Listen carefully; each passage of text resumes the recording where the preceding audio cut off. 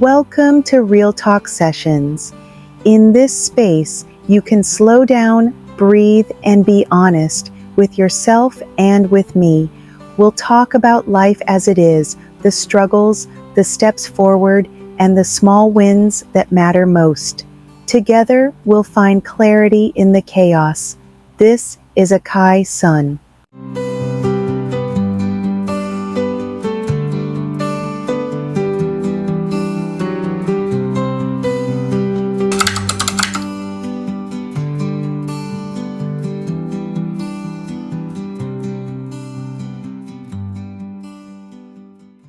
Finn, welcome back. Before we begin today, I want to check in. How have you been holding up since our last talk? Honestly, not great. It's been 3 months since my friend passed away, and everyone around me seems to have moved on. But I'm still stuck. Some days I can't even get out of bed. I hear you. Grief often doesn't follow the same timeline that people expect. Exactly. People say you'll feel better with time, or they wouldn't want you to be sad, but that doesn't help. It just makes me feel like I'm doing something wrong by not being over it.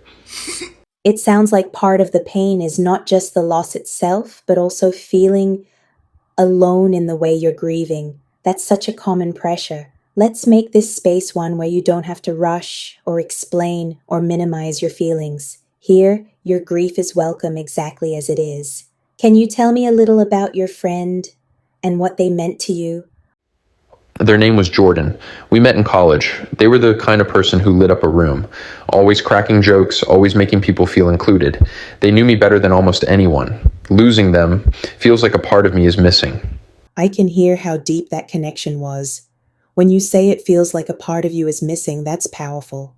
Grief often feels like losing an anchor, someone who held a piece of us together. Yeah, and now I feel lost, like I don't know who I am without them. That makes sense. Part of grieving is relearning yourself in a world where they're not physically here. That doesn't mean forgetting them, though. Sometimes healing comes from finding ways to carry them with you. When the pain shows up, what do you usually do? I try to distract myself. TV, scrolling on my phone, drinking sometimes. It helps for a while, but then the sadness hits even harder. That's very human. Avoidance can bring temporary relief, but grief has a way of waiting for us. Instead of trying to push it away, sometimes it helps to give it a safe space. For example, setting aside 10 minutes a day to let yourself cry, write about them, or just sit with the memories. That way, the grief has a place to live instead of leaking out everywhere. I've never thought about scheduling grief. It sounds weird, but maybe it would help me stop running from it. Exactly. It's not about controlling grief, but giving it room to breathe so it doesn't overwhelm you at random. But what if I never feel normal again? That's an important question. Normal after loss often looks different than before. Grief isn't about going back to who you were. It's about becoming someone new while still carrying love for the person you lost. So, it's not about moving on, but moving forward? Yes, moving forward with them is still a part of your story. Let me ask, if Jordan could sit here right now and see how much pain you're in, what do you think they would say to you? They'd probably tease me a little, say I'm being dramatic, but then they'd hug me and tell me to live my life, not to waste it being stuck. That's beautiful. And I want you to notice you still know their voice, their humor, their wisdom. In a way, they still guide you. Yeah, I guess they do. I want to offer 2 tools that might support you. 1. Memory ritual. Look through old photos, laugh about inside jokes. 2. Grief journaling. Each night, write 1 sentence. Today my grief felt like. This helps you track how grief changes shape over time. Some days heavy, some days softer. I like that.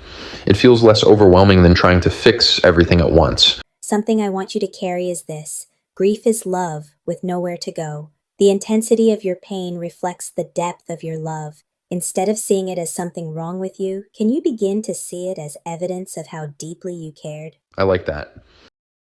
That actually makes me feel less broken. Before we close, I want to give you a growth challenge for this week. Growth challenge. Choose one way to honor Jordan this week. Something small but intentional. Then, write about how it felt afterward. Bring that with you to our next session. Okay, I think I'll cook their favorite pasta.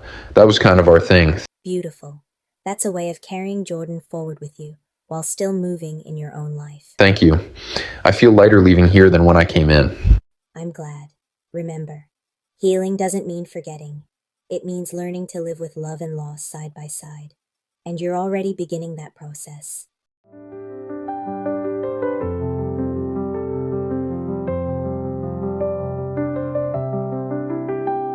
Take today's conversation with you and notice where it shows up in your week.